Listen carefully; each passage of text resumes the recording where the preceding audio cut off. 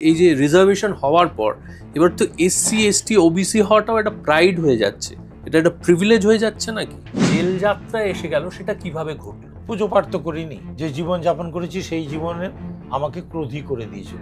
বই মাথা খারাপ করে দিতে পারে, বই তোকে মানুষ করে দিতে পারে, বই সব করতে পারে। ভয় করেনি এই যে মানে ছোঁয়াচ লাগা খাবার খেয়ে আপনারও তো টিউবারকিউলোসিস হতে পারে? যে জি বিষয় কথার মানে কি?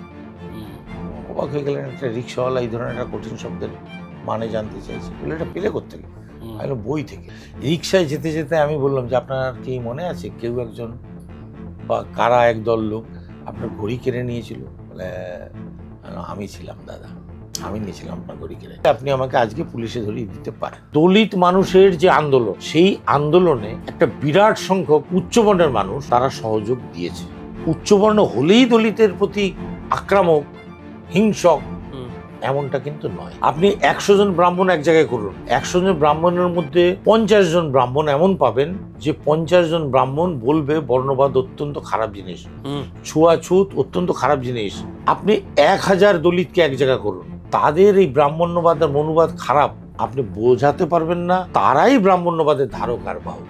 হ্যাঁ হ্যাঁ, মমতা ব্যানার্জি কিন্তু বাগাম্বর করেননি, সমাজ বিপ্লব করে দেবো, ধনী দরিদ্র সব মিটিয়ে দেবো, এসব কিচ্ছু উনি বলেননি। যে সময়ে যে পদ্ধতিতে সংগঠনটা গড়ে তুলে মানুষকে সংযুক্ত করে করা উচিত ছিল সেটা তারা করেনি। যা তারা করতে শুরু করেছিল তাতে ধীরে ধীরে মানুষ ভয় পেতে শুরু করলো, দূরে সরে গেল। একটা বিপ্লবী আন্দোলন তখন সফল হয় যখন মা তার ছেলেকে এনে বিপ্লবী ঘাঁটিতে রেখে যায়। ভাই আমার একটা ছোট্ট প্রশ্ন, এই যে সরকার, আগেও তো যে সরকার ছিল একই পরিমাণ টাকা তো তার কাছেও ছিল, এই টাকাগুলো ওরা খরচা করতো কোথায়? যে উনি মমতা ব্যানার্জিকে সব থেকে বড় বামপন্থী বলে মনে করেন, বামপন্থীরা যদি ভাবতো তাহলে আজকে বিলুপ্ত প্রায় প্রাণী হয়ে যেত না। তাহলে আপাদমস্তক বামপন্থী একজন মানুষ আপনি তৃণমূলের বিধায়ক হওয়ার সুযোগ পেলেন কিভাবে? সবার কাছে আমি একটা আবেদন রেখেছি যে অন্যান্য রাজ্যের যখন রাজ্যের পতাকা আছে, আমাদের রাজ্যের জন্য একটা নিজস্ব পতাকা ভাবনা চিন্তা করা হোক।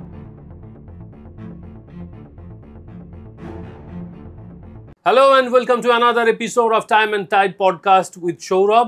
আজকে আমার সঙ্গে একজন বিশেষ অতিথি এসে উপস্থিত হয়েছেন, আমার অত্যন্ত প্রিয় লেখক, রাজনীতিক এবং সবচেয়ে বড় কথা চিন্তাবিদ শ্রী মনোরঞ্জন ব্যাপারী।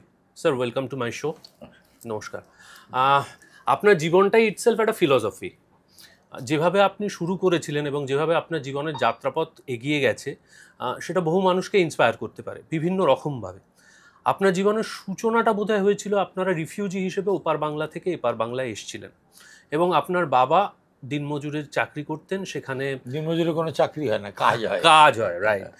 সেখানে প্রত্যেক দিন উনি যেহেতু দুপুরবেলা কিছু না কিছু খেতে হবে, কাঁচা পাউরুটি এবং আলুর দম 8 আনা পয়সা চেয়ে নিয়ে সেটা দিয়ে খেতেন এবং এটা খেতে খেতে একটা সময় ওনার পেটে আলসার হয় এবং উনি অসুস্থ হয়ে পড়েন এবং আপনার মায়ের বস্ত্রের অবস্থাও অত্যন্ত শোচনীয় হয়ে গিয়েছিল। সেই ঘটনাটা যদি একটু ব্রিফে বলেন। ওপার বাংলা থেকে আসা মানুষ আমি, মায়ের কোলে চেপে এপার বাংলায় এসেছিলাম। রিফিউজি ক্যাম্পে আমাদের স্থান হয়েছিল। বাবাকে বলা হয়েছিল দণ্ডকারণ্যে যেতে হবে, বাবা দণ্ডকারণ্যে যেতে রাজি হলেন না, সরকারি সহায়তা বন্ধ হয়ে গেল, সংসারে দুরবস্থা নেমে এলো। বাবা জন্মজুরের কাজ করতেন, সব দিন কাজ হতো না, খেতে পারতেন না সব দিন, আর যেদিন বা খেতে পারতেন সেদিন ওই কাঁচা পাউরুটি আলুর দম। গ্যাস্ট্রিক আলসার হয়ে গেল। আমার একটা ছোট বোন ছিল, না খেতে পেয়ে মরে গেল। মার অবস্থা তো আপনি বললেনই। তো সেই সময় বাড়ি থেকে পালিয়ে যাই আমি বাঁচার তাড়নায়। আমি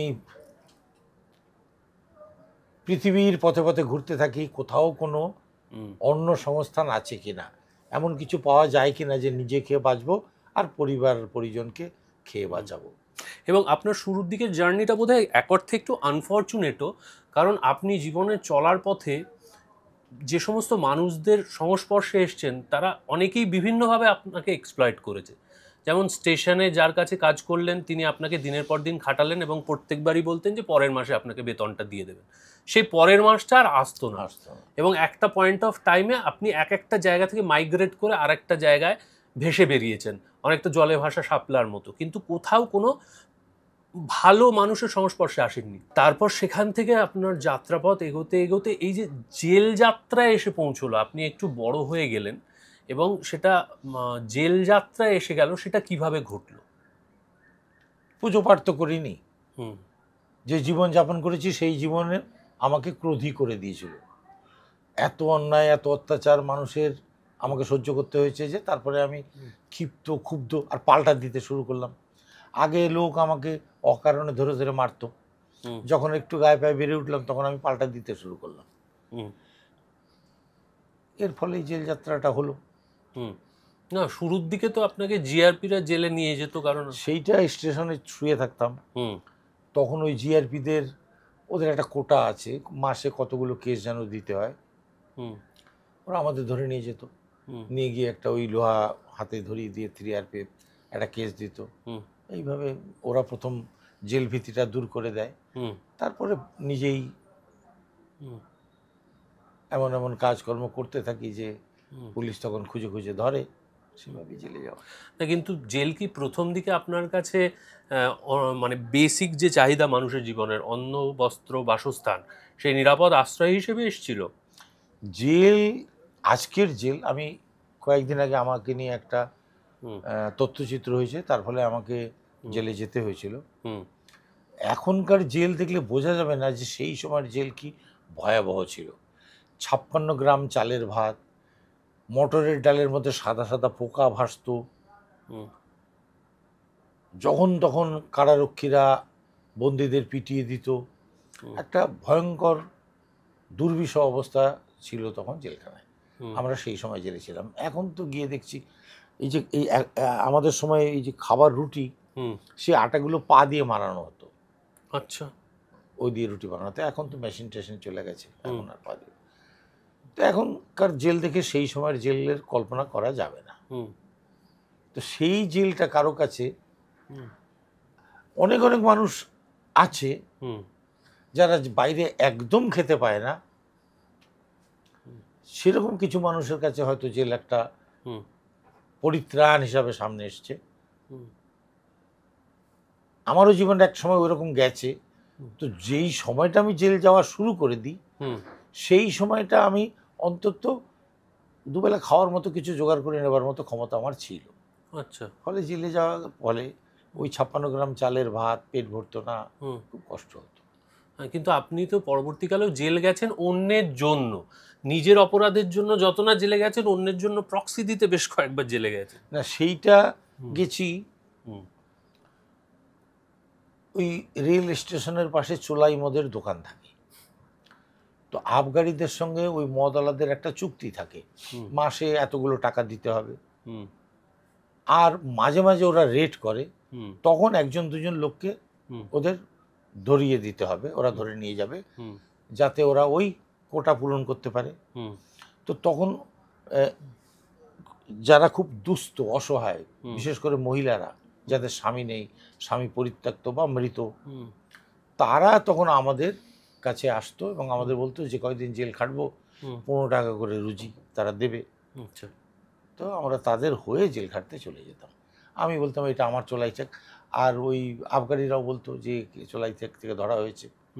তো সেভাবে কেস দিত, দিলে হয়তো 7 দিন জেল খাটলাম, 7 দিনে 105 টাকা পেয়ে গেলাম, আর খাওয়াটা যা ওখানে পেয়েছি, এভাবে জেলে যেতাম।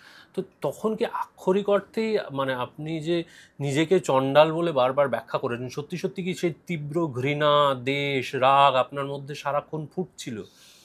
দুটো কারণে আমি নিজেকে চণ্ডাল বলি। এক তো আমি নমশূদ্র জাতির মানুষ। 1911 সালের আগে আমাদের চণ্ডালই বলা হতো। গুরুচাঁদ ঠাকুরের সময় 1911 সালে এসে আমাদের নাম বদলে নমশূদ্র করা হয়। যখন এই নমশূদ্র কথাটার অর্থ আমি জানতে পারি, তখন আমার মনে হয় যে চণ্ডাল নামের চাইতে নমশূদ্র নামটা অত্যন্ত খারাপ। শূদ্র কথার অর্থ হচ্ছে দাস বা চাকর। তো আমি নিজেকে চাকর বলে এত গর্বিত হতে যাব কেন? তার থেকে তো চণ্ডাল ভালো। নমশূদ্র কেউ আমাদের নমন করে না, প্রণাম করে না, তার থেকে চণ্ডাল ভালো। সেই হিসেবে আমি নিজেকে চণ্ডাল বলতাম। আর শাস্ত্রে বলা হয়েছে চণ্ডাল ক্রোধী, রাগ চণ্ডাল, চণ্ডাল রাগ। তো আমার মধ্যে আমি দেখতাম হ্যাঁ রাগ, প্রচণ্ড পরিমাণে রাগ, কারণ চারদিকে এত অন্যায়, অবিচার, অত্যাচার, তার ফলে নিজেকে স্থির ধীর রাখা কঠিন ছিল, তাই রেগে উঠতাম। তো সে কারণেও আমি নিজেকে চণ্ডাল বলে মনে করি। এবং আপনার এই যে জেল যাত্রা হতে হতে ফাইনালি আপনি এমন কিছু একটা ঘটিয়ে ফেললেন যার জন্য আপনার এবারের সাজার মেয়াদটা একটু বেশি হলো। সেইটা কি ঘটিয়েছিলেন মনে আছে? 148, 149, 307, 3+5 পুলিশ কেস দিয়েছিল। আচ্ছা। 307 হত্যার উদ্দেশ্যে কিছু একটা করা বা আধমরা করে ফেলা, এরকম হয়েছে, সেই কেসটা ছিল।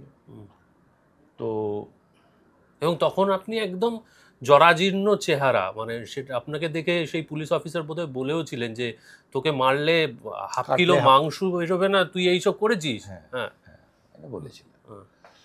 তো সেইভাবে জেলে যাই। পুলিশ বলেছিল 10 বছর জেল হবে কমপক্ষে। কমপক্ষে 10 বছর, কমপক্ষে, বেশিও হতে পারে, কমপক্ষে 10 বছর জেল হবে। এবং ওই ধারায় সেটা আছে, যাবজ্জীবন হতে পারে আর কমপক্ষে 10 বছর। তো সেই জন্য খুব কান্নাকাটি করছিলাম জেলখানার মধ্যে গিয়ে, যে এত বছর থাকতে হবে জেলে। ওই সময় আমার জেলখানায় একজন লোকের সঙ্গে পরিচয় হয়। তিনি চিটিং কেসের আসামি ছিলেন। জেলখানায় কান্নাকাটি করা কি অপরাধ? অপরাধ, কারণ আমি গিয়ে আজকেই জেলখানায় কাঁদতে শুরু করব, তাহলে যে 10 বছর ধরে আছে বিনা বিচারে, বাইরে কেউ আত্মীয় স্বজন তার সঙ্গে দেখা করতে আসছে না, তার যে কষ্ট, তখন সে আমার কান্নার জন্য তারও কান্না পাবে, সে কাঁদতে আরম্ভ করবে, আরও কেউ কেউ কাঁদতে আরম্ভ করবে তাকে দেখে। তো এই সমস্ত লোককে কাঁদিয়ে দেওয়া এটা একটা অপরাধ। ফলে তারা আমাকে মারতে পারে, পিটতে পারে। তো ওই জন্য উনি বলেন চুপ চুপ চুপ কর, কাঁদিস না কাঁদিস না। কী হয়েছে, কাঁদছিস কেন? আমি বললাম পুলিশ বলেছে 10 বছর আমাকে আটকে রাখবে। হ্যাঁ রে, 10 বছর বললেই হয়ে গেল, 10 বছর। দেখ তো কী ধারা দিয়েছে। তো একটা রেশন কার্ডের মতো একটা কাগজ থাকে, ওর মধ্যে নাম, ঠিকানা, বয়স, ওজন, কি কেস, কবে কোর্টের তারিখ, এসব লেখা থাকে।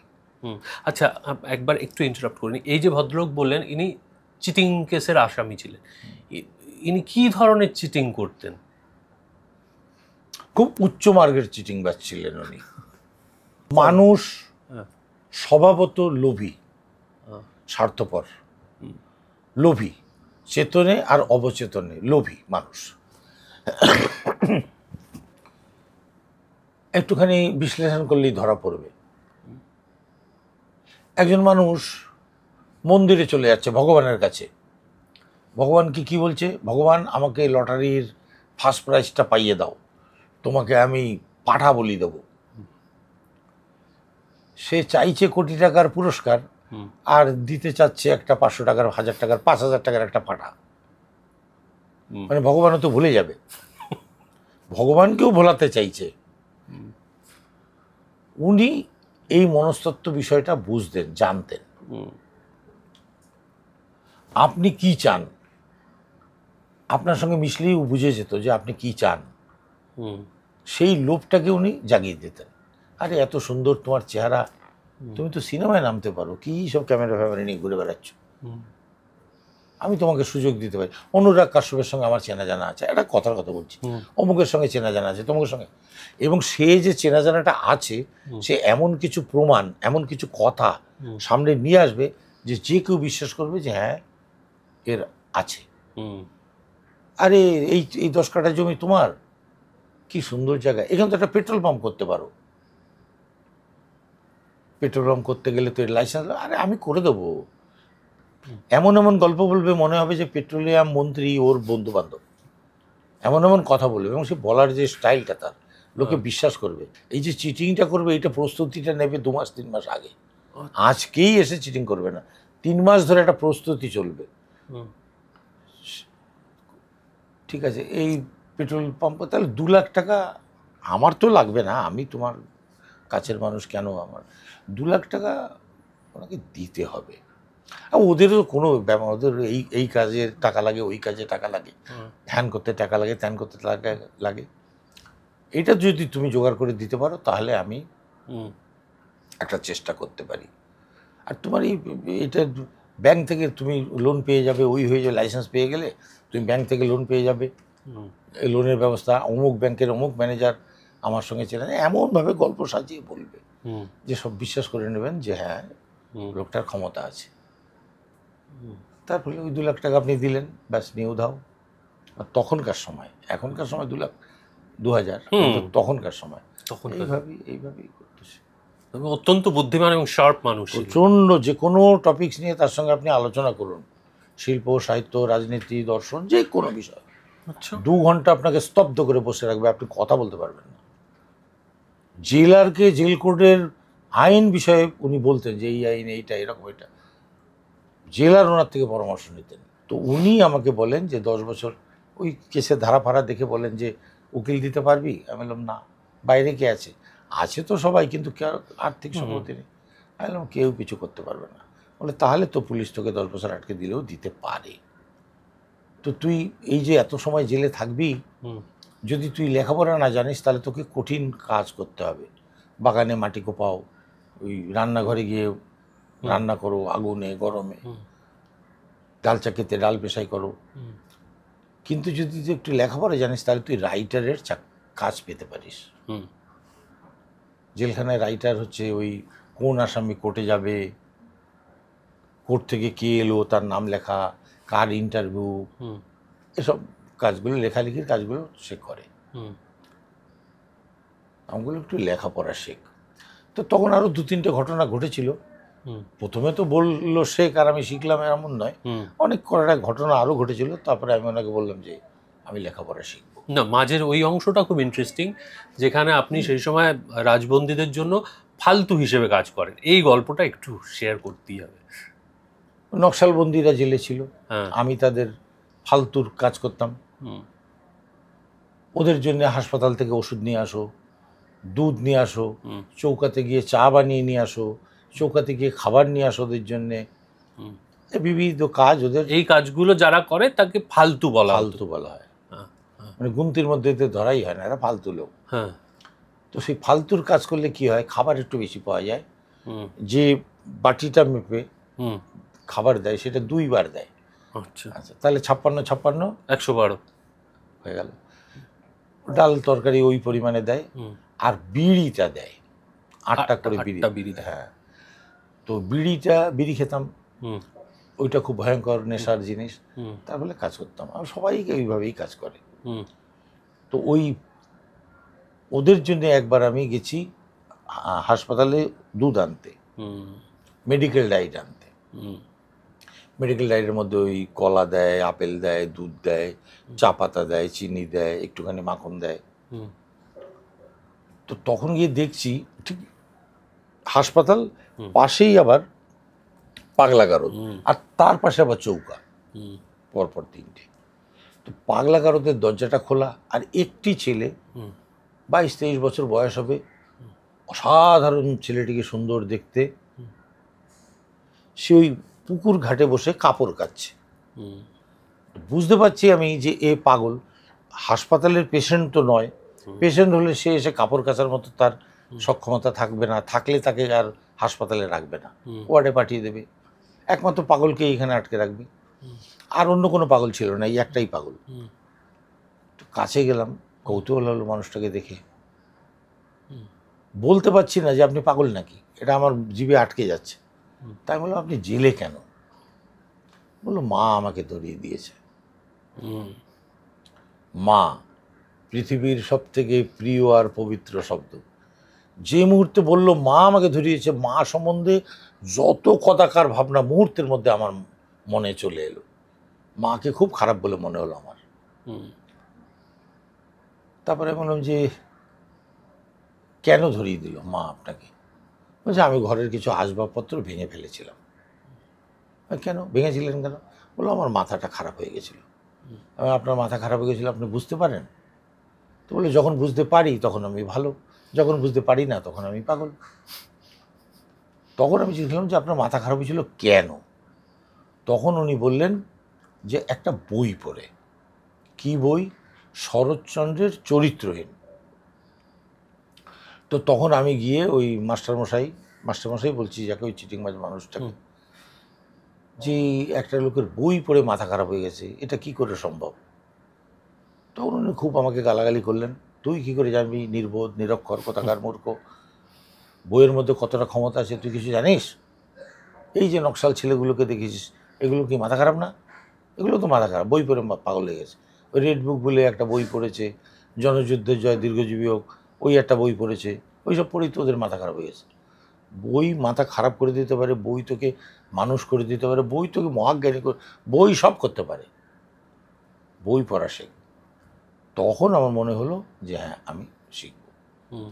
তখন আমি বললাম কী করে শিখবো, এখানে তো সিলেট পেন্সিল কিছু নেই। বললো ইচ্ছা থাকলে সব জোগাড় হবে। আমি ঠিক আছে, আমি ইচ্ছা করলাম শিখব। তখন উনি একটা দাঁত মাজার মতো একটা কাঠি ভেঙে নিয়ে এলেন, আর মাটির মধ্যে অ ক খ লিখলেন, বললেন এটার উপরে আঁচড় কাঠ। সেই হলো আপনার হাতে করি। তারপরে বহুদিন 26 মাস পরে আমার কিছু বন্ধুবান্ধব বাইরে ছিল, যাদের আমি কোনো না কোনো সময় কোনো না কোনো উপকার করেছিলাম। আমি জেলে পৌঁছবো, তাদের সেটা সহ্য হয়নি। তারা আবার 10 পয়সা 5 পয়সা করে সব রিক্সাওয়ালাদের থেকে, হকারদের থেকে চাঁদা তোলা শুরু করে দেয়। চাঁদা তুলে তুলে তুলে তারা 100 টাকা জোগাড় করতে পারে। তারপর তারা বেল মুভ করে, আমার 1000 টাকার বেল হয়, জামিন হয় 1000 টাকার। মানে আমাকে 100 টাকাই জমা করতে হবে কোর্টে। তো সেইটুকু ওরা জোগাড় করেছিল।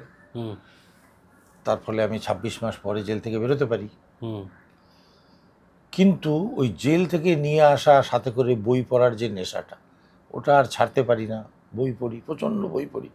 রেল স্টেশনে বটতলার বই যেসব পাওয়া যায়, তারপরে একটা কাওয়ারখানা ছিল, ওতে যা পুরনো বইপত্র পাওয়া যায় সব গোগ্রাসে গেলতাম।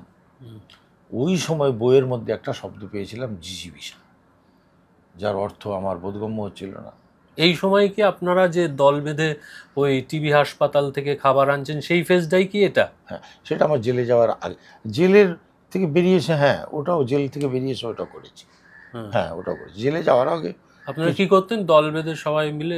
ওই যে টিবি হাসপাতালের পেশেন্টরা তো সব খাবার খেতে পারে না, শারীরিক অসুস্থ, ওদের তো একটা মাপ মতো চাল দেয় সরকার, তো সেই চালের ভাতটা ওরা রান্না করে, তো সব পেশেন্ট খেতে পারে না, ফলে অনেক খাবার বেঁচে যায়। তো ওরা সেই যে টিবি পেশেন্ট তো ফলে ওই যে খাবারটা যেটা চৌকা থেকে নিয়ে, কিচেন থেকে নিয়ে যেটা বাইরে আসলো, সেইটার পরে আর ঢুকবে না, ছোঁয়াচে বলে ফেলে দেয়। তো ওদের আমরা বলেছিলাম যে তোমরা ফেলে দিও না, এটা আমাদের দিও। তো ওরা আমাদের দিত।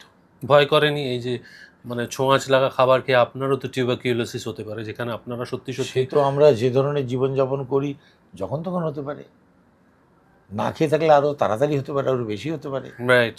তো খেলে যদি খেলে হয়ও বা, তো জানবো তো খেয়ে হয়েছে, না খেতে হয়। তখন খাবারটাই এতটা মহার্ঘ ছিল। রাইট, ওগুলো করতাম। কোনো বিয়ে বাড়িতে চলে যেতাম রাত্রেবেলা 1টা-1:30টার সময়, তোমাদের কি খাবার বেঁচে আছে। তখন এই ফ্রিজ ছিল না, তখন ওই রাত্রেবেলা আমরা চলে যেতাম, ভাই তোমাদের কি খাবার টাবার বেঁচে আছে দিয়ে দাও, আমরা খাবো। কোনো বাড়ি দিত, কোনো বাড়ি দিত না, বেশিরভাগই দিত, না দিত খুব কম। হ্যাঁ, কারণ নষ্ট হয়ে যাবে তো পরের দিন, ন্যাচারালি দিত, ওগুলো খেতাম। এইভাবে আমরা বেঁচে পড়তে পড়তে এই শব্দটা এলো আপনার জীবনের। এটা বোধহয় মানে ম্যাজিশিয়ানরা বলে গিলি গিলি গে, হোকাস পোকাস, সেটা হলে মানুষের জীবন বদলে যায়। আপনার জীবনের মধ্যে জিজিবিষা শব্দটা তেমনই একটা ম্যাজিক্যাল ওয়ার্ড। কি ঘটলো তারপর? তারপর আমার আমি তখন রিক্সা চালাতাম যাদবপুরে। তো জ্যোতিষ রায় কলেজের সামনে থেকে আমার রিক্সা একজন সবারই উঠলেন। তো 10-12টা রিক্সার লাইন দেয়া, আমি রিক্সার পিছনে দাঁড়িয়ে লাইন দিয়েছি, বই পড়ছি, আগাচ্ছে রিক্সা, একটা করে প্যাসেঞ্জার যাচ্ছে, আমি আবার একটুখানি আগাচ্ছি। আমার তখন 10-12 পাতা বাকি আছে, আমি তখন ফার্স্ট হয়ে গেছি। শনিবারের দিন ছিল, কলেজ ছুটি হয়েছে, এক অধ্যাপিকা তার সঙ্গে এক ছাত্র, আরও সব অধ্যাপিকারা আসছেন, একটা পর একটা উঠছেন চলে যাচ্ছেন। এবার ওই অধ্যাপিকা আর ছাত্র আমার রিক্সার সামনে চলে এসছে। তখন আমার 10-12 পাতা পড়া আর বাকি ছিল। আমার পিছনে যে রিক্সাটা ছিল, ওকে বললাম ভাই এই প্যাসেঞ্জারটা তুই নিয়ে যা, আমার 10-12 পাতা বই পড়া বাকি আছে, আমি পড়ে নিই, তারপর আমি নিয়ে যাব। তখন সে বলল না, ডবল প্যাসেঞ্জার দেখে বলছো নেবো না, গরমের দিন, পিচ রাস্তায় গলে গেছে, চাকা গড়াচ্ছে না, টানতে খুব কষ্ট হচ্ছে, ডবল মানে সিঙ্গেল হলেই ভালো হয়, এখন ডবল এসে গেছে, জেনে বুঝে ডবল কেন নেবে, তখনও বলছে না তোমার ভাগ্যে যা আসছে তুমি নাও, আমার ভাগ্যে ডবল আসলে ডবল নেবো, সিঙ্গেল আসলে সিঙ্গেল নেবো, আমি তোমার ভাগ্যে যা আসছে। তো এই ভাগ্য শব্দটা উচ্চারণ সে করেছিল এবং সত্যি সত্যি ওই প্যাসেঞ্জার আমার ভাগ্যে ছিল। ওই ছাত্রটি যে উঠেছিল বিজয়গড় 2 নম্বরের সামনে এসে সে নেমে গেল। আমি ওই অধ্যাপিকাকে নিয়ে রওনা দিয়েছি 8Bর দিকে। তখন ওনারে বললাম যে আমি একটা কথা আপনাকে জিজ্ঞেস করবো। হ্যাঁ বলো। জি বিষয় কথার মানে কি? অবাক হয়ে গেলেন, একটা রিক্সাওয়ালা এই ধরনের একটা কঠিন শব্দের মানে জানতে চাইছে। বলে এটা পেলে কোত্থেকে? আমি বই থেকে। তোমার পড়াশোনা কত দূর? আমি তো কোনো পড়াশোনা করিনি, নিজের চেষ্টা একটু শিখেছি। কি কি বই পড়েছো তুমি? 10-12টা বইয়ের নাম বললাম, তার মধ্যে 4-5টা ওনার বই ছিল। তারপর উনি বললেন যে একটা আমাদের পত্রিকা বেরোয় বর্তিকা করে নাম, তাতে তোমার মতো মানুষরা, অল্প শিক্ষিত মানুষরা, শ্রমজীবী মানুষরা লেখে, ছাপি আমি, তুমি কি লিখবে? তুমি লিখলে চেপে দেবো। তা আমি তখনও কিছু লিখিনি। আমি বললাম আমি তো লিখিনি কোনোদিন কিছু। চেষ্টা করো, যেভাবে শিখেছো পড়তে ওইভাবে চেষ্টা করলে তুমি শিখে যাবে। তো তারপরে 1-1.5 মাস ধরে, আচ্ছা তখন উনি, আমি বললাম আপনার ঠিকানাটা দিন, আমি যদি লিখতে পারি তাহলে আপনাকে পৌঁছে দেবো। তো তখন উনি একটা ছোট্ট কাগজের টুকরোর মধ্যে ওনার নাম ঠিকানা লিখলেন। সেই টুকরোটা হাতে নিয়ে আমি দেখলাম ইনি মহাশ্বেতা দেবী। এবং উনি আপনাকে জিজিবিষার মানেটাও বলে দিলেন। হ্যাঁ, বেঁচে থাকার ইচ্ছা বা বাঁচিবার ইচ্ছা। আমার এই জন্যই এটা, আপনার জীবনটা এই জন্যই ভীষণ পোয়েটিক মনে হয়। দেখুন, আপনি এরকম ভয়ঙ্কর একটা সময়ের মধ্যে দিয়ে, আপনি বলছেন নিজে আপনি ভেতরে ভেতরে তখন চণ্ডাল একজন মানুষ, তীব্র রাগ, ঘৃণা, ক্রোধ, দেশ, সেটা নিয়ে অন্য মানুষের জন্য জেল খাটছেন, অপুষ্টিতে ভুগছেন, খাবার পাচ্ছেন না, কিন্তু কোথাও একটা তো তীব্র বাঁচার ইচ্ছে আপনার ছিল। যেভাবে জীবন একের পর এক জার্নি করে করে, একের পর এক যন্ত্রণার মেরু পেরিয়ে পেরিয়েও হাল ছেড়ে দেয় না, ঠিক তেমনই আপনিও তো কোনো না কোনোভাবে বাঁচার একটা তীব্র ইচ্ছে নিয়ে এগিয়ে চলেছেন। সেই কারণে এই যে আপনার জিজিবিষাতেই আটকানো, এটাও বোধহয় ইকুয়ালি পোয়েটিক বলে আমার মনে হয়। সেটা যেভাবে ব্যাখ্যা করুন, তবে মানুষ, আর শুধু মানুষ কেন, প্রাণী জগতের কেউই মরতে তো চায় না। আমরা ওই টিবি হাসপাতালে খাবার চাইতে যেতাম কেন? ওই বিয়ে বাড়িতে, অনুষ্ঠান বাড়িতে খাবার চাইতে বাঁচার জন্য। তো বাঁচতে তো হবেই, সেই বাঁচার জন্য যা করতে হবে তা করব। আপনি নাম শুনে থাকতে পারেন, কি ভদ্রলোক গায়কের নাম ছিল, রানার ছুটেছে তাই ঝুমঝুম ঘন্টা, হেমন্ত কুমার না, সলিল চৌধুরী না, ওনাদের সলিল চৌধুরীর সুর হেমন্তবাবু গিয়েছিলেন। আর আরেকজন গায়ক ছিল, এই গানটাই গেয়ে গিয়ে খুব নাম করেছিলেন। ওনার ঘড়ি আমি কেড়ে নিয়েছিলাম। ঘড়ি কেড়ে নিয়েছিলাম যে আপনি মদ খেতে পারেন, অত পয়সা আপনার কাছে আছে, আমরা রুটি খেতে পাচ্ছি না, কাজে এই ঘড়িটা আমাদের চাই, আমরা খাবো পাই। তো 40 টাকা বিক্রি করে সে ঘড়ি আমরা অনেকজনে আমরা সেই রাত্রে খেয়েছিলাম। পরে ওনাকে অনাথ বন্ধু দাস, অনাথ বন্ধু, আচ্ছা আর একটা মজার গল্প বলছি। অনাথ বন্ধু দাস পরবর্তী প্রায় 1-1.5 বছর পরে উনি গড়িয়া থেকে মদ খেয়ে আসছেন। আর ঘটনাচক্রে আমি গড়িয়া প্যাসেঞ্জার নিয়ে গেছি, নামিয়েই উনি আর ওনার এক বন্ধু দুইজন আমার রিক্সায় উঠেছেন।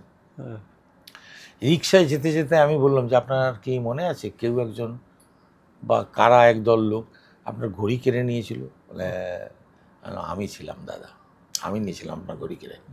সেই দিন আমাদের সারাদিন কিছু খাওয়া হয়নি, আপনার ঘড়িটা না কাটলে আমরা খেতে পারতাম না।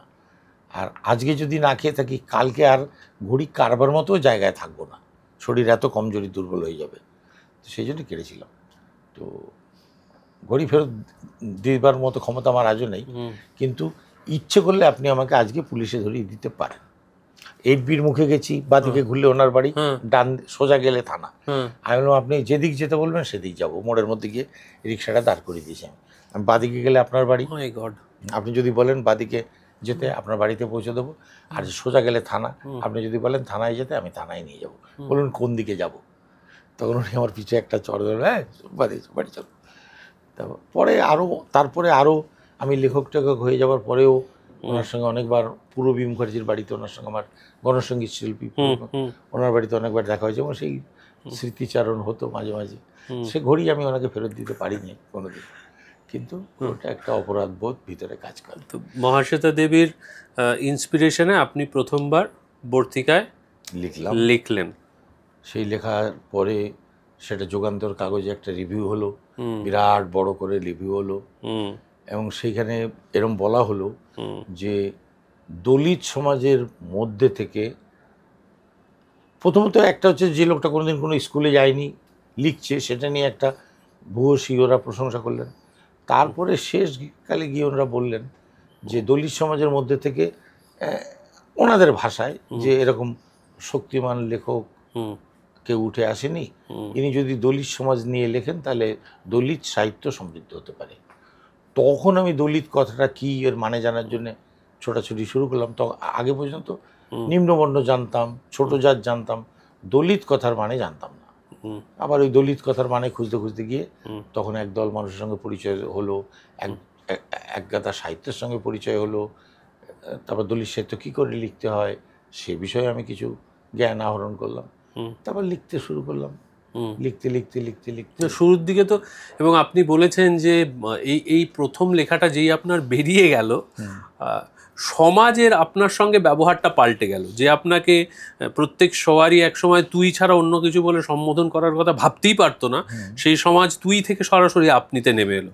পরিচিত জনেরা যারা আমাকে চেনেন জানেন। আর সব থেকে হতো কি যে যাদবপুর ইউনিভার্সিটির অধ্যাপকরা আমার সঙ্গে দেখা করতে আসতেন, ছাত্ররা দেখা করতে আসতেন, এবং সেই সময় ছাত্রদের মধ্যে অধ্যাপকদের মধ্যে সাহিত্যপ্রীতি তীব্রতর ছিল। প্রচুর পত্রপত্রিকা বেরোতো, লিটল ম্যাগাজিনস বেরোতো, প্রচুর কাজ হতো, এবং তারা বোধহয় আপনাকে রিকোয়েস্টও করতো, লিখতে বলতেন। তাদের ওইটাকে ফরমাইশি লেখা বলে। আপনি যেমন এখন পুজো সংখ্যাগুলোতে ফরমাইশি লেখা লিখতে হয়। আচ্ছা, আপনি রিফিউজি ক্যাম্পে ছিলেন, তাহলে ওইটি নিয়ে একটু লিখুন। আচ্ছা, আপনি জেলে ছিলেন, তাহলে ওইটি নিয়ে একটু লিখুন। এরকম ওনারা বলতেন, আমি লিখতাম। তারপরে একটা সময় এসে মনে হলো যে না, এই লেখাতে মন ভরছে না, এটা সৃজনশীল কাজ কিছু হচ্ছে না, তো সাংবাদিকতা হচ্ছে, গল্প লিখতে হবে। তারপরে গল্প লিখলাম 4টে, গল্প লিখে 4টে মহাশ্বেতা দেবীর কাছে নিয়ে গেলাম। তো বর্তিকাতে গল্প ছাপা হতো না। উনি বললেন, আমি তো গল্প ছাপি না, তুমি অন্য। বর্তিকাতে কি নন ফিকশন মূলত, অটো, মানে আপনি কি নিজের সমীক্ষা? আচ্ছা, সমীক্ষা ধর্মী লেখা ছাপা হতো। পরে উনি গল্প ছেপেছেন, ওনার নিজের গল্প ঘণ্টা বাজে, অভিজিৎ সেনের দেবাংশী, আর অনেক কটা গল্প পরে পরে বেরিয়েছে। আমারও গল্প বেরিয়েছে, সেটা 20-25 বছর পরে। আচ্ছা। তো তারপরে ওই নাম বদলে, যে মহাশ্বেতা দেবীর কাছে আমি যাই, স্বনামে যদি আমি লেখা পাঠাই তাহলে পত্রিকা সম্পাদকরা মহাশ্বেতা দেবীকে খুশি করার জন্য লেখাগুলো ছেপে দিতে পারে, তাহলে সত্যিই আমি লিখতে পারি কি না সেই ক্ষমতাটা তো যাচাই করা পরখ করা হলো না। তখন জিজিবিশা ছদ্মনাম নিয়ে আমি 4টে গল্প 4টে পত্রিকায় পাঠাই, হাতিয়ার, রানার, লোকবিজ্ঞান আর শ্রীশিক্ষা। ইন্টেনশনালি এই রিস্কটা নিচ্ছেন, মানে নিজেকে নিজে চ্যালেঞ্জ করা। হ্যাঁ, যাচাই করার জন্য যে আমার মহাশ্বেতা দেবী ছাপলেন না লেখা, তার নাহলে কি লেখার গুণগত উৎকর্ষতা কিছু নেই, তাহলে একটা পরীক্ষা করে দেখি। তখন ওইভাবে গল্পগুলো পাঠাই বিভিন্ন পত্রপত্রিকায়। তো 4টে পত্রিকা, পুজোর সংখ্যায় 4টেই সিলেক্টেড গল্প বেরিয়ে যায়। তখন আত্মবিশ্বাস ফিরে পেলাম যে না, আমি লিখতে পারি। তো গল্প লিখতে থাকলাম। তারপরে উপন্যাস লিখলাম। উপন্যাস লেখার পরে বর্ধমানে একটা কাগজ, যে হাটে বাজারে, ও পত্রিকা সম্পাদক আমার পূর্ব পরিচিত, ওনাকে ছন্ন ছাড়া এই উপন্যাসটা পাঠাই। দাদা, এটা কি ছাপার মতো উপযুক্ত হয়েছে, একটু দেখুন। তো দেখে উনি খুব পছন্দ, উনি তো ওইটা ছাপবেন। তারপর উনি ছাপার জন্য প্রস্তুত হয়ে গেলেন, কম্পোজ টম্পোজ করে ফেললেন। তখন আমার আরেকটা পাণ্ডুলিপি ছিল, বাতাসে বারুদের গন্ধ। তো আমি বললাম যে আমার আরেকটা পাণ্ডুলিপি আছে, একটু কোনো কাগজে দিতে পারবেন, চেনা জানা কেউ আছে? মফস্বলের কাগজ তো ভালো লেখা পায় না, তো পাঠিয়ে দিস। তা আমি লেখাটা পাঠিয়ে দিলাম। পাঠিয়ে দেওয়ার পরে আর কোনো খবর পাই না। আমি ওই লেখাটার কি হলো, একটা লেখা তো উনি ছাপবেন বলেছেন, পরেরটা কি হলো আর বলে না। ও দেখে নিবি। পুজোর সংখ্যা যখন বেরোলো তখন দেখলাম 2টো উপন্যাসে উনি একই সংখ্যায় চেপে দিয়েছেন। দুটোই। তো আমি বললাম এটা কি হলো দাদা? বললো দেখ, আমি যদি বাতাসে বারুদের গন্ধ আগে পেতাম তাহলে ওইটাই আমি ছন্ন ছাড়া ছাপতাম না। এবার ছন্ন ছাড়া কম্পোজ হয়ে গেছে, আর বাতাসে বারুদের গন্ধ এত ভালো স্ক্রিপ্ট আমি এটা পেয়ে, পাণ্ডুলিপি পেয়ে আমি অন্যকে হাতে করে কি করে দেবো? আর পরের বছরের জন্য অপেক্ষা আমি করতে পারলাম না, কারণ তুই তো না কাউরে না করে দিয়ে দিবি, তাই ছেপে দিয়েছি। তো সেই বাতাসে বারুদের গন্ধ লক্ষ লক্ষ সুপার হিট গল্প। এখনো আচ্ছা, বাতাসে বারুদের গন্ধের সিনেমা রাইট কি কেউ নিয়েছে অলরেডি? কথা হয়েছিল, বাংলাতে তখন ছিল, ইংরেজিটা হয়নি। অনুরাগ কাশ্যপ বলেছিলেন এটা করবেন। আচ্ছা, বলেছিলেন যে ইংরেজিতে অনুবাদ হলে পরে আমাকে পাঠিও। আর নাসিরুদ্দিন সাহেব বলেছিলেন ডাক্তারের যে ক্যারেক্টারটা উনি করবেন। আচ্ছা, মানে দুজন একই সঙ্গে বলেননি। অনুরাগ কাশ্যপ আগে বলেছেন, তার কয়েক মাস পরে নাসিরুদ্দিন সাহেব আমার একটা ইন্টারভিউ নিয়েছিল, তখন উনি বলেছিলেন যে এইটা যদি কেউ করতে চায় আমি ডাক্তারের ক্যারেক্টারটা আমি করব। অনুরাগ কাশ্যপের সঙ্গে আপনার পরিচয় হলো কিভাবে? লিটারেরি ফেস্টিভ্যালে? না, বোম্বেতে ওই মামি বলে একটা সিনেমা, ওদের একটা ওই অনুষ্ঠান হয়েছিল, তাতে আমার ইতিবৃত্তে চন্দ্রলাল জীবন বইটা সিলেক্ট হয়েছিল, ওতে শর্টলিস্টেড হয়েছিল। তাতে ওরা আমন্ত্রণ জানায়, আমি গেছিলাম। তো ওইখানে কিরণ রায়ের সঙ্গে পরিচয় হয়েছিল, অনুরাগ কাশ্যপের সঙ্গে আরও অনেকের সঙ্গে হয়েছিল। তো গল্পটা আমি অনুরাগ কাশ্যপকে বলার পর উনি বলেছিলেন যেটা ইংরেজি হয়ে গেলে আমাকে দিও, স্ক্রিপ্টটা দিও, আমি বাংলা পড়তে পারবো না। তো তারপরে ওই এসে গেল করোনাকাল, যোগাযোগ ছিন্ন হয়ে গেল, আর আমার যাওয়া হয়নি বোম্বেতে, আর ওনাকে ওটা দেওয়া হয়নি। ওটা করতে গেলে পরে অনেক বাংলার কোনো পরিচালক এত সাহস রাখে বলে আমার অন্তত জানা নেই, কারণ ওইটা নিয়ে ওইটার যাদের নিয়ে বইটা, সেই কথাগুলো অত সাহসের সঙ্গে বলতে গেলে উৎপল চক্রবর্তীর দরকার ছিল, নাহলে আর গৌতম ঘোষ পারলেও পারতে পারেন হয়তোবা, উৎপলেন্দু চক্রবর্তী উনি পারতেন। আর তো চোখের সামনে এসব যে ধরনের গল্প নিয়ে ওনারা সিনেমা করেন, এই গল্প করতে ওনাদের সাহসই করলো না। আপনি আমাকে একটা কথা বলুন, আপনি কখনো নবারুণ ভট্টাচার্যের সঙ্গে আপনার কিরকম সখ্যতা ছিল? গভীর সম্পর্ক ছিল। মহাশ্বেতা দেবীর ছেলে, তার সঙ্গে তো সম্পর্ক থাকবেই। নবারুণ ভট্টাচার্যের ছেলে বাউকে আমি 1 বছর ধরে রিক্সা করে স্কুলে পৌঁছে দিতাম। কারণ আপনার লেখার মধ্যে না অদ্ভুত একটা এমন ঝরঝরে ব্যাপার আছে, যেটা মানে আপনার গল্পের সঙ্গে না মেলানো যায় না কোথাও গিয়ে। আপনাকে সেই সময় অতিমানব মনে হয় যে এই রকম একটা জীবন পেরিয়ে আসা একটা মানুষের হাত দিয়ে এই লেখনীর, এই লেখা, এই ভাষা, সেটা বেরিয়ে আসছে, লিঙ্গুইস্টিক্স এইভাবে। এবং কোথাও গিয়ে ফিলোসফিক্যালি আমি জানি না, নবারুণ ভট্টাচার্যের যে লেখার যে শৈলী, নবারুণ ভট্টাচার্যের ফ্যাতাড়ুই যদি বলি, সেই ফ্যাতাড়ুরা যেরকম তার, আমি ওই বাহ্যিক আলংকারিক যে বিষয়গুলো উনি আরোপ করতেন আমি সেগুলো বলছি না, কিন্তু কোথাও ফিলোসফিক্যালি কোথাও যেন একটা মিল আছে। সেটা কি আপনার কখনো মনে হয়েছে? আমি ফ্যাতাড়ু পড়েছি মনে হয় 2020-20 এসে। 2000 অনেক পরে। আমি তো ছত্তিশগড়ে চলে গেছিলাম, ফলে ফ্যাতাড়ু যখন এখানে রমরম করে এলো, যখন সেই সময় আমি থিয়েটারের হাত ধরে, সেই সময় আপনি কলকাতায় নেই। মহাশ্বেতা দেবীর লেখা যদি আপনি পড়েন, আমি কিন্তু মহাশ্বেতা দেবী দ্বারা প্রভাবিত হইনি, আমার লেখার মধ্যে ওই রকম নেই। অনেক সময় আমাকে জিজ্ঞেস করে লোকে যে আপনি কার দ্বারা প্রভাবিত হয়েছেন, তো আমি 4 জন লেখকের নাম বলি। মহাশ্বেতা দেবীর ক্রোধ, সূর্য সমান অনল অনির্বাণ ক্রোধ, শ্রমিক কৃষক খেটে খাওয়া মানুষের প্রতি তীব্রতম ভালোবাসা যদি থাকে, তাহলে শ্রমিক কৃষক মেহনতি মানুষের শত্রুদের প্রতি যে তীব্র ঘৃণা, আর তার থেকে উৎপন্ন যে ক্রোধ, মহাশ্বেতার মধ্যে সেটা ছিল, তার লেখার মধ্যে সেটা পাওয়া যায়। সেটা আমার খানিকটা আমাকে প্রভাবিত করে। শ্রীলাল শুক্লর রাগ দরবারি, ওই তির্যকভাবে বাক্যের ব্যবহারটা, ওটা আমি ওনার থেকে শিখেছি। ওইটা আপনি খুব মজা করে বলেন, ওই গল্পটা একটু বলুন। ওই ক্লাস 9-এর ছেলের গল্পটা আমার দারুণ এক্সাম্পল লাগে, ওইটা একটু। আর তো শ্রীলাল শুক্ল, আমি ওনার রাগ দরবারিটা হিন্দিতে 6 বার পড়েছি, বাংলাতে 1 বার। বাংলা পড়ে মন ভরেনি, অনুবাদটা ভালো হয়নি। ওখানে মানে ওই গল্পটা আছে যে একটি ছেলে, মানে ওনার বাক্য গঠনের যে পদ্ধতিটা, একটি ছেলে পড়াশোনায় খুব ভালো, কিছু একটা নাম আছে তার, পড়াশোনায় খুব ভালো, পড়তে সে খুব ভালোবাসে, বিশেষ করে ক্লাস 9-এ।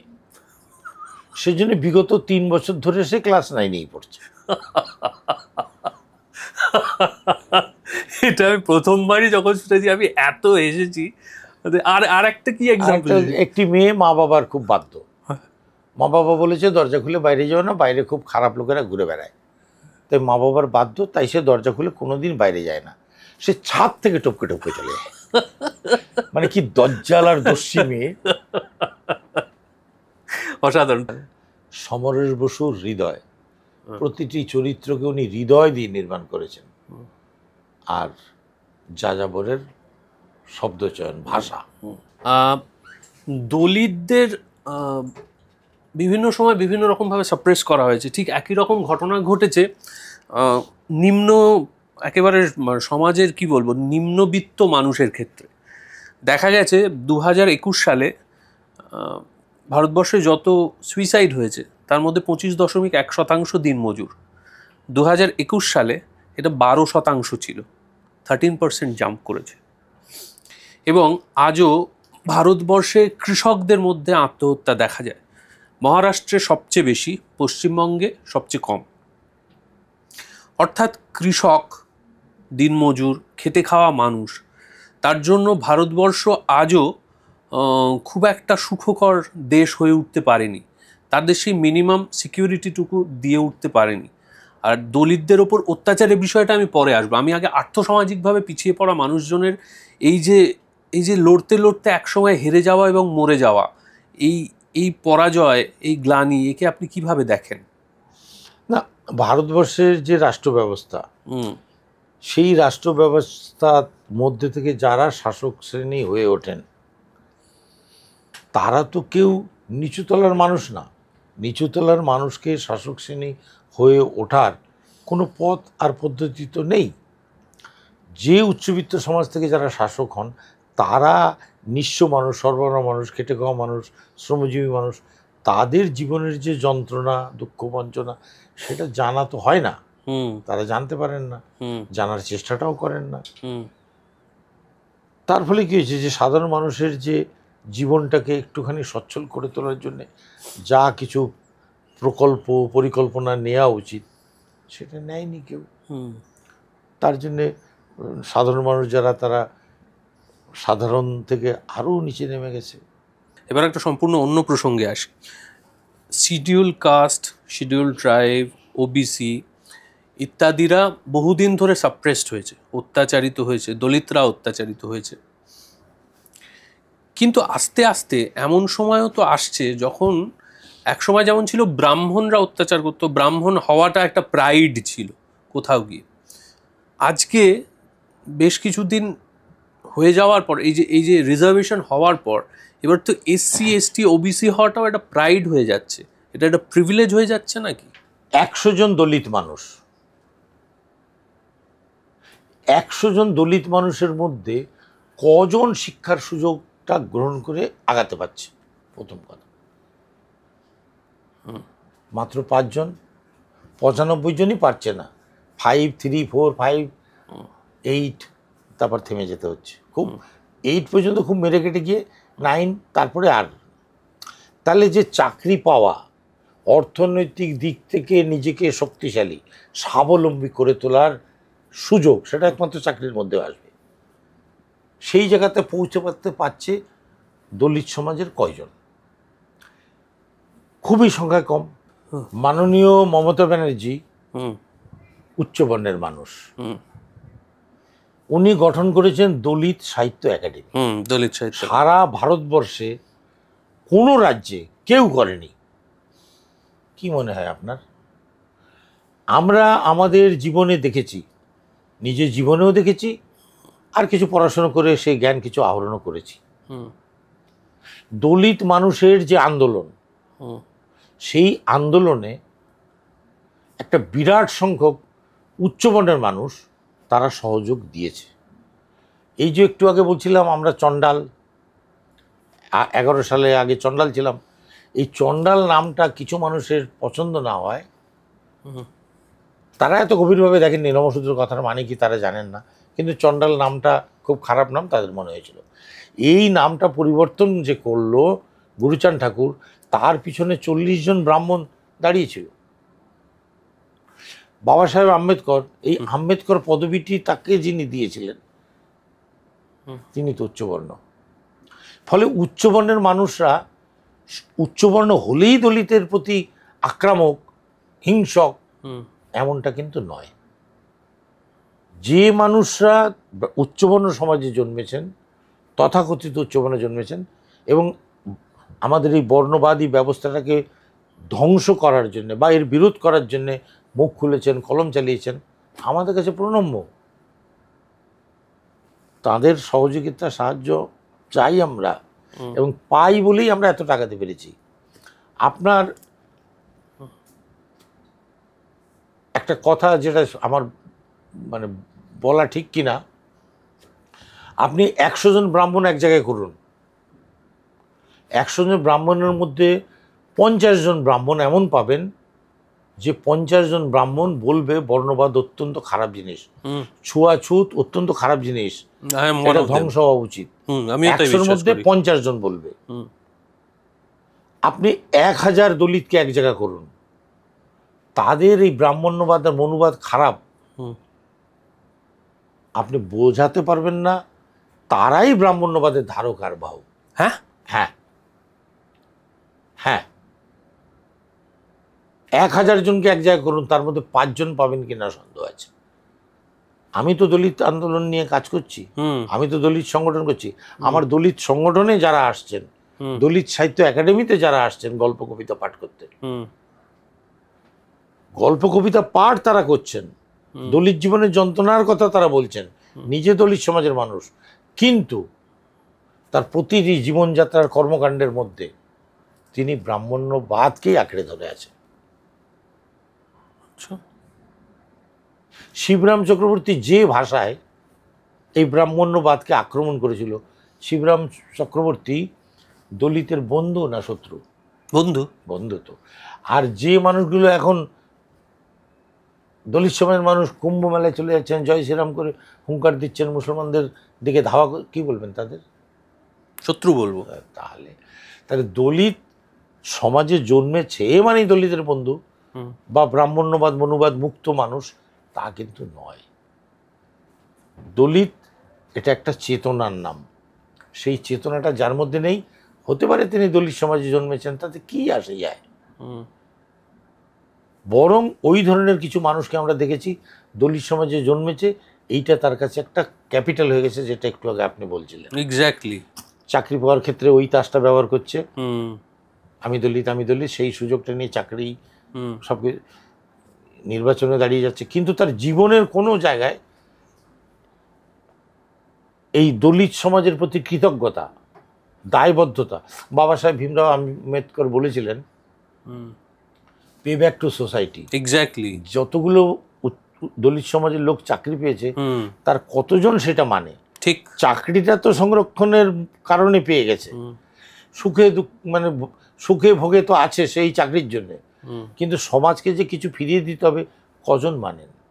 এবং সেটাই আমি বলছি, মানে এই যে মানে প্রিভিলেজ হয়ে গেল একটা সময়, এবং সেই প্রিভিলেজটা আসলে যার জন্য করা, পুরুলিয়ার প্রত্যন্ত গ্রামের বা বনাঞ্চলে বাঁকুড়ার প্রত্যন্ত গ্রামের ছেলেটি ফাইনালি সেই অবধি পৌঁছতে পারছে না, কারণ সে 4, 5, 6, 7, 8-এর মধ্যে হয়তো পড়াশুনো ছেড়ে দিয়েছে, ড্রপ আউটের শতাংশ দিনের পর দিন বৃদ্ধি পাচ্ছে। শহর কলকাতায় থাকা বা শহরতলিতে থাকা একই রকম প্রিভিলেজ পাওয়া কিছু মানুষ, যাদের কাছে ওই বংশানুক্রমিক ওই সার্টিফিকেটটা আছে, তারা সেটা ব্যবহার করছে। তাহলে আস্তে আস্তে কোথাও গিয়ে এও এক বিপরীত মনুবাদ বা ব্রাহ্মণ্যবাদ তৈরি হচ্ছে না? হয়ে গেছে তো, হয়ে গেছে। এরা নবব্রাহ্মণ্যবাদী একটা তৈরি হয়ে গেছে, যারা নিজের সমাজের মানুষ, দলিত মানুষ, যারা একটু দুস্থ আর্থিক দিক, তাদের ঘৃণা করে, তাদের সঙ্গে। এবং আমি এমনও গল্প শুনেছি যে শহরের ছেড়ে দিন, গ্রামে তিনি বাড়ি করেছেন, তারই মানে একই সম্প্রদায়ের মানুষ একজন এসছেন যিনি ছোটবেলায় একসঙ্গে পড়েছেন, তাকে বলছেন বাইরেই দাঁড়া, তুই উঠলে আমার দাওয়া নোংরা হয়ে যাবে। এর বিরুদ্ধেই তো আপনারা আন্দোলন করেন। তাহলে এ কোন অস্পৃশ্যতা? এর মধ্যে তো কাস্ট নেই, এর মধ্যে তো আর্থ সামাজিক তফাৎটাই মূল হয়ে গিয়েছে। এখন এইগুলো নিয়ে যদি আলোচনা করতে যাই, তা আমরা মূল জায়গা থেকে সরে যাব। আমাদের সমাজের মধ্যে দূষিত মনোভাবাপন্ন লোকজন প্রচুর ঢুকে পড়েছে। যদি বলা যায় দলিত আন্দোলন, এর বয়স তো কম হলো না, আজও এই আন্দোলন সফল হতে পারলো না কেন? শক্ত পায়ের তলায় মাটি পেল না কেন? কিছু না কিছু তো ভুল ত্রুটি, সেই ভুল ত্রুটিগুলো সংশোধন করে নেবার মতো মানসিকতাও তাদের নেই।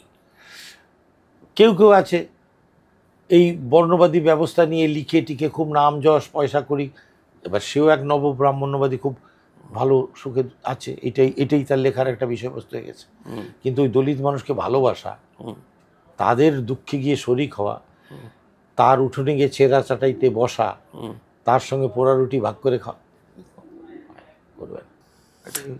আপনি যেমন এই সোশ্যাল ইঞ্জিনিয়ারিং এর কথা বললেন, তেমনই পশ্চিমবঙ্গের মুখ্যমন্ত্রী যিনি মাননীয় শ্রীমতী মমতা বন্দ্যোপাধ্যায়, তিনি কিন্তু আর্থসামাজিকভাবে পিছিয়ে পড়া একটা জায়গা থেকে উঠে এসেছেন। উনি দুস্থ সমাজ থেকে এসছেন, ভয়াবহ দারিদ্রতা উনি দেখেছেন, নিজে দুধ বিক্রি করেছেন, কি না কি করে জীবনযাপন করেছেন। গান্ধীজি একটা কথা বলেছিলেন যে যখনই তুমি কোনো পরিকল্পনা করবে, সমাজের সব থেকে নিচু তলার মানুষটার কথা যদি মাথায় রেখে করো, তাহলে তোমার সিদ্ধান্ত কখনো ভুল হবে না। মমতা ব্যানার্জি কিন্তু বাগাম্বর করেননি, সমাজ বিপ্লব করে দেবো, ধনী দরিদ্র সব মিটিয়ে দেবো, এসব কিচ্ছু উনি বলেননি। উনি নিঃশব্দে নীরবে কাজ করেছেন নিচুতলার মানুষের জীবনযাত্রাটাকে একটু সুসহ, একটু সচ্ছল যাতে করে তোলা যায়। আপনি ছোট ছোট দু চারটে উদাহরণ আপনাকে দিই। আমি কিসের জন্য ওনার প্রতি এত মুগ্ধ হয়ে গেছি, কেন ওনার এত ভক্ত হয়ে গেছি? আমি তো বামপন্থী মানুষ, কিন্তু একজন দক্ষিণপন্থী নেত্রী কেন আমি? বামপন্থী শুধু নয়, আপনি বোধহয় অতিবাম মানুষজনদের পছন্দ করতেন, শুধুমাত্র তাদের ওই বন্দুকের নলি শক্তির উৎস, এইটা আপনার ভালো লাগে না। আমাকে নিয়োগীজি, শঙ্কর গুহ নিয়োগী বলেছিলেন যে আমরা নকশালদের সমস্ত কথা, সমস্ত কাজের সঙ্গে একমত, শুধু কাঁধের বন্দুকটা না। বন্দুক ব্যবহারের সময় এখন আসেনি, মানুষকে আগে প্রস্তুত করতে হবে। মানুষ যদি মনে করে, তো মানুষ কি মনে করেছে সেটা করেনি তো, গুটি কয়েক লোক মিলে উৎপাত করে তারা শেষ হয়ে গেল। দেশপ্রেম, মানবপ্রেম নিয়ে তাদের কোনো প্রশ্ন করা যাবে না, কিন্তু যে সময়ে যে পদ্ধতিতে সংগঠনটা গড়ে তুলে মানুষকে সংযুক্ত করে করা উচিত ছিল, সেটা তারা করেনি। যা তারা করতে শুরু করেছিল তাতে ধীরে ধীরে মানুষ ভয় পেতে শুরু করলো, দূরে সরে গেল। একটা বিপ্লবী আন্দোলন তখন সফল হয় যখন মা তার ছেলেকে এনে বিপ্লবী ঘাঁটিতে রেখে যায়, এটা দরকার, তুই এটা কর। সেইভাবে মা এগিয়ে আসেনি সন্তানকে নিয়ে, কারণ মারও মনে কোথাও কোথাও সন্দেহ ছিল যে এরা সফল হতে পারবে না। ঠিক, যাই হোক, ওইটা অন্য প্রসঙ্গ। কিন্তু ওই যে আত্মত্যাগী ছেলেগুলো, তাদের কুর্নিশ করি, তাদের দেশপ্রেম মানবপ্রেম নিয়ে প্রশ্ন করার মতো ক্ষমতা আমার অন্তত নেই, যার আছে তার আছে। মমতা ব্যানার্জির কথা যদি বলা যায়, গান্ধীজির দর্শনের জায়গায় দাঁড়িয়ে ছোট ছোট দু তিনটে উদাহরণ আপনাকে দিই। মা ক্যান্টিন, আমি আর অন্য কি সেসব পরে আসবো, স্বাস্থ্যসাথী, লক্ষ্মীর ভাণ্ডার সব পরে আসবো, আগে ছোট্ট মা ক্যান্টিন, 5 টাকায় আপনি পেট ভরে খেতে পারেন। কারা খায় ওই মা ক্যান্টিনে? সেই মানুষটাই থালা নিয়ে লাইনে দাঁড়ায় যার পেটে খিদে আছে, পকেটে পয়সা নেই। আমাদের ছোটোবেলায় যদি মমতা ব্যানার্জির মতো কেউ একজন থাকতেন, তাহলে আমরা অনেক দুঃসহ যন্ত্রণা থেকে বেঁচে যেতাম। আপনি জানেন আমি কুকুরের মুখ থেকে রুটি কেটে খেয়েছি। এই কুকুরের মুখ থেকে রুটি আমাদের কাটতে হতো না যদি মমতা ব্যানার্জির মতো কেউ একজন থাকতেন। উনি চিন্তা করেছেন, উনি বুঝেছেন, উনি ভেবেছেন যে একদল মানুষ, বুভুক্ষ মানুষ ঘুরে বেড়াচ্ছে রাস্তায়, পকেটে পয়সা নেই, তাদের খেতে দাও। এটা কোনো মার্ক্সবাদী দর্শনের লেখা নেই, কোনো দর্শনের লেখা নেই। মার্ক্সবাদীরা 34 বছর, তাদের মাথার মধ্যে জিনিস আসেনি কোনোদিন। আর একটা জিনিস উদাহরণ দিই, সুলভ শৌচালয়।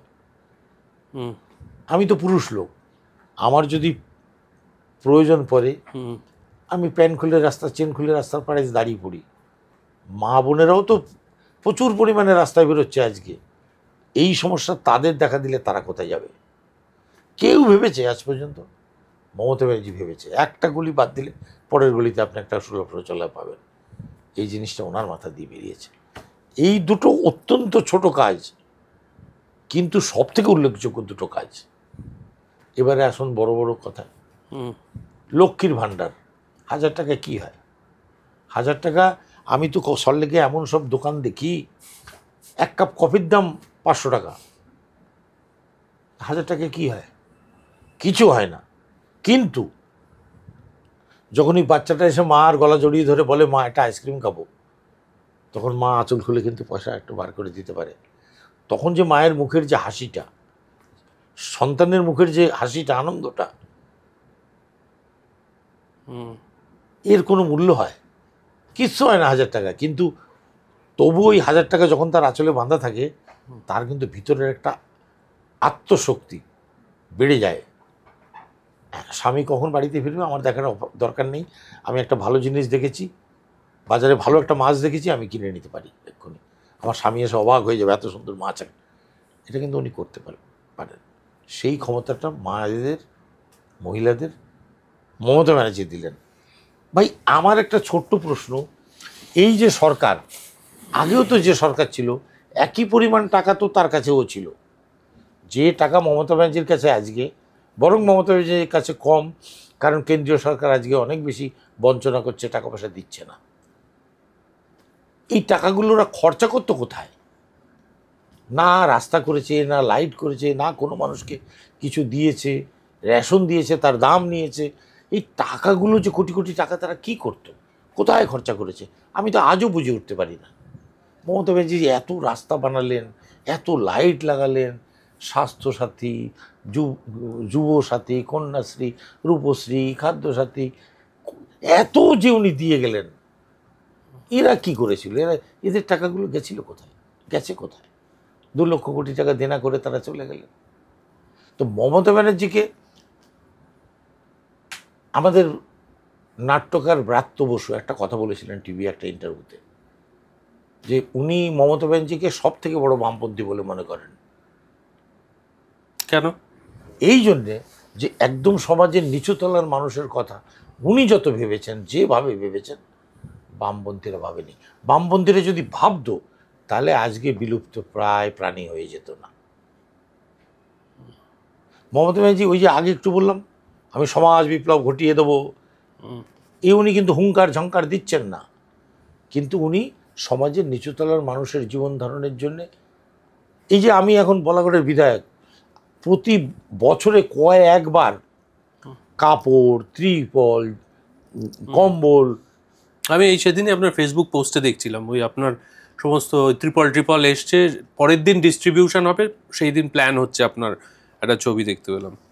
উনি যে এত দিতে পারছেন, তাহলে এই বামপন্থীরা দেয়নি কেন, দিতে পারেনি কেন? কিচ্ছু কাউকে দেয়নি, কিচ্ছু না।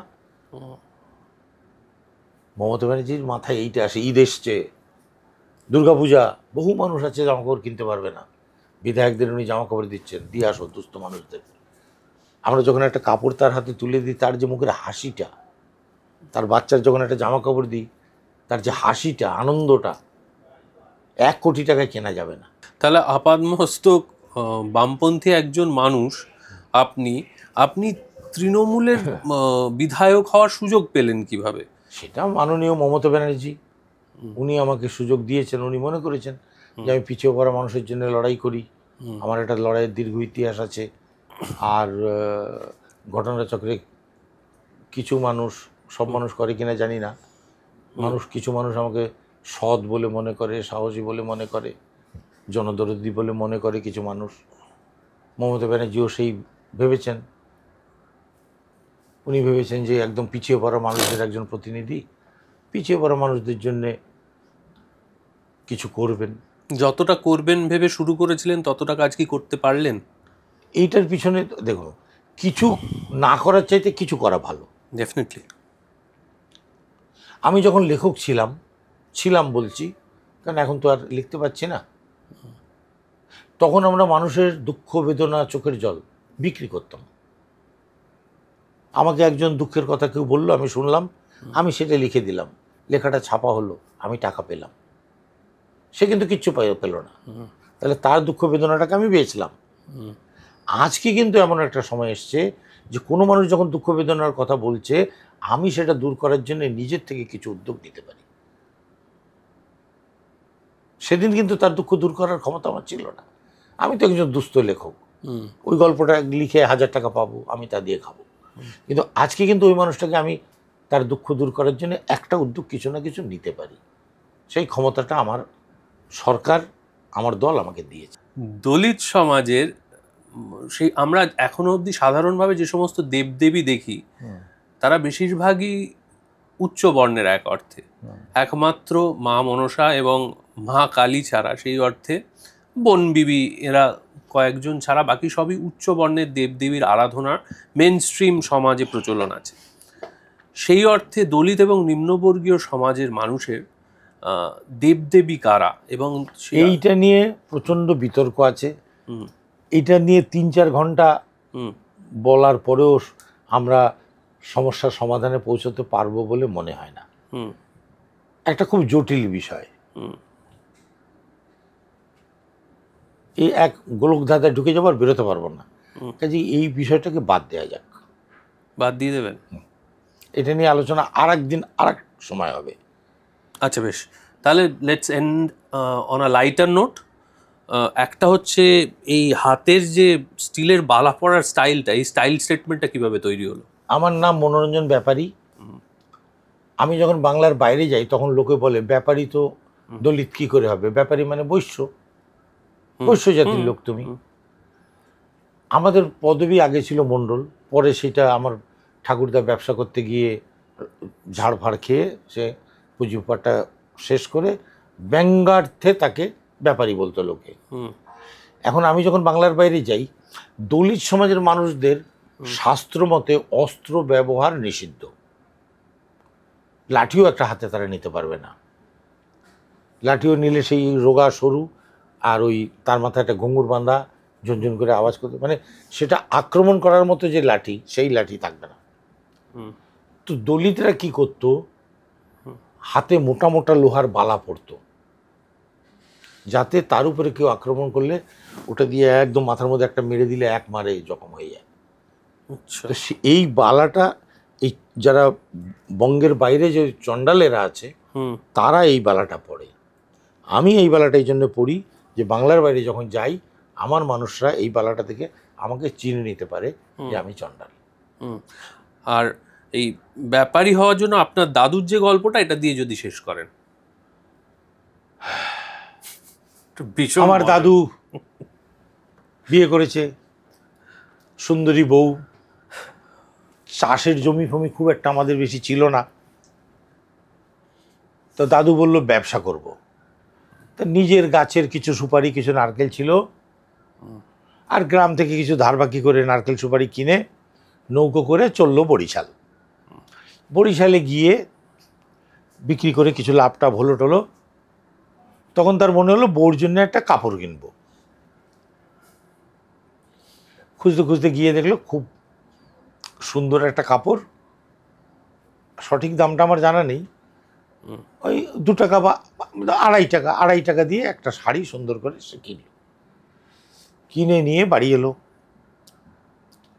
এখন আমার ঠাকুরদার নিজের বুদ্ধিবৃত্তির উপরে অতটা আস্থা ছিল না। যে কেউ তারে বলতো যে কোনো কিছু কিনলে ঠকে 8 আনা, বেচলে ঠকে 8 আনা, মানে এই লোকটা ঠকবেই, সে বেচলেও ঠকবে কিনলেও ঠকবে। এখন উনি ভাবলেন যে এই, এখন লোকে জিজ্ঞেস করছে শাড়িটার দাম কত, এখন উনি যে 2.5 টাকা দিয়ে কিনেছি, এখন যদি 2.5 টাকা বলি তাহলে তো লোকে ভাববে আমি ঠকে গেছি, তা সেটা আগেই কমিয়ে দাও। বললাম আমি 2 টাকায় কিনেছি। হ্যাঁ 2 টাকা? কী বলছো তুমি, এই শাড়ির দাম 2 টাকা হতে পারে না। না না বিশ্বাস করো 2 টাকা, 2 টাকাই কিনেছি। ঠিক আছে 2 টাকা তো এই নাও 2 টাকা, পরের দিন আমার জন্য ওখান থেকে একটা শাড়ি কিনে নিয়ে আসবে।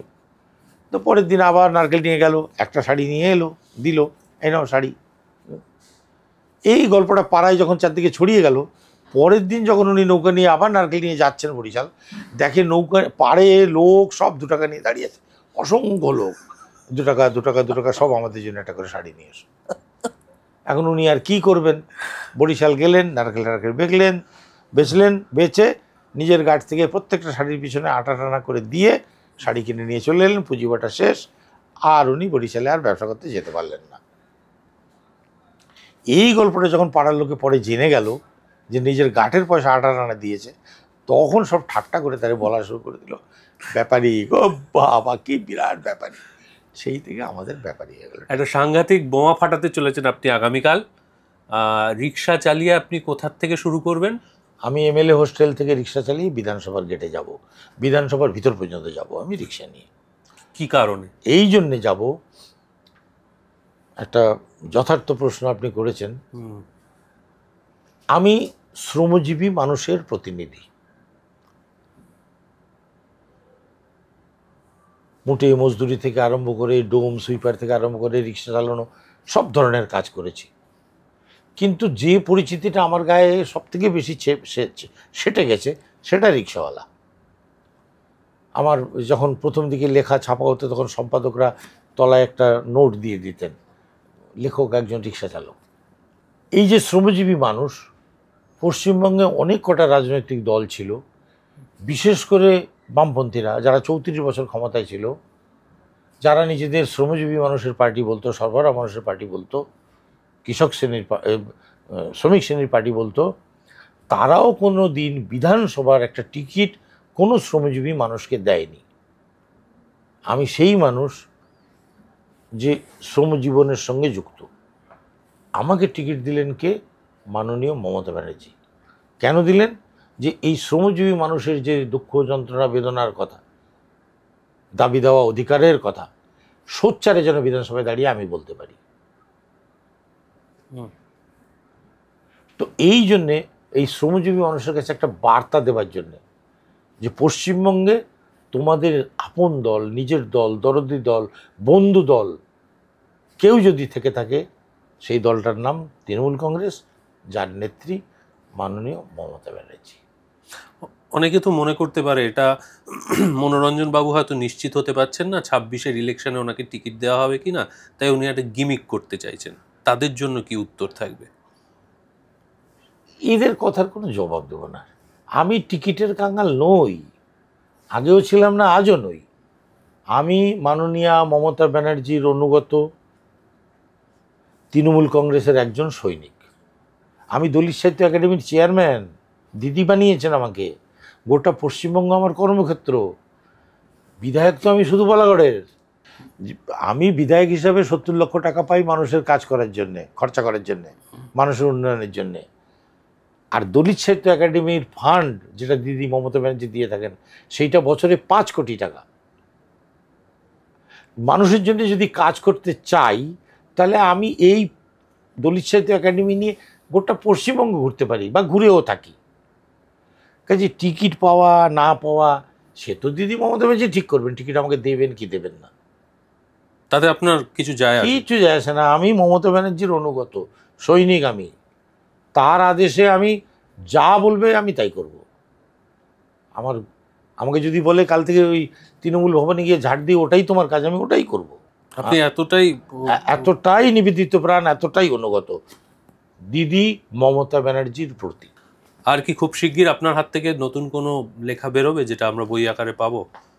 এক্ষুনি তো লেখার সময় আমি পাচ্ছি না। লিখতে গেলে যে ধীর স্থির জীবন দরকার সেটা তো আমার এখন নেই।